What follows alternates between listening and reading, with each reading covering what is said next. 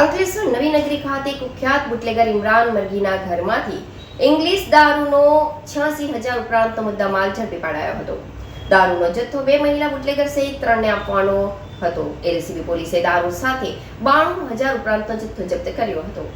Bharuch એલસીબીની team Ankleshwar શહેર વિસ્તારમાં પેટ્રોલિંગમાં હતી તે દરમિયાન ચોક્કસ બાતમી મળી હતી કે નવી નગરી વિસ્તારમાં રહેતા કુખ્યાત બુટલેગર ઇમરાન ઉર્ફે મરઘી દીવાને પોતાના ઘરમાં વિપુલ માત્રામાં દારૂનો જથ્થો સંતાડી રાખ્યો છે તેવી માહિતીના આધારે દરોડા પાડ્યા હતા. જ્યાં ઘરમાં સર્ચ કરતા અંદરથી દારૂની નાની મોટી અને અલગ લેગ બ્રાન્ડની 120 બોટલ મળી આવી હતી.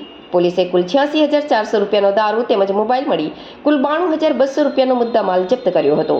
પોલીસે કુખ્યાત બુટલેગર ઇમરાન ઉર્ફે મરઘીની ધરપકડ કરી પૂછપરછ કરતા દારૂનો જથ્થો જીતાલી ગામની મહિલા બુટલેગર સવિતા યાદવ, નવા દીવાની લલિતા વસાવા અને મીઠા ફેક્ટરી ગડખોલના અરવિંદ શુક્લાને આપવા માટે લાવ્યો હોવાની કબૂલાત કરતા પોલીસે ત્રણેયને વોન્ટેડ જાહેર કરી વધુ તપાસ આરંભી હતી.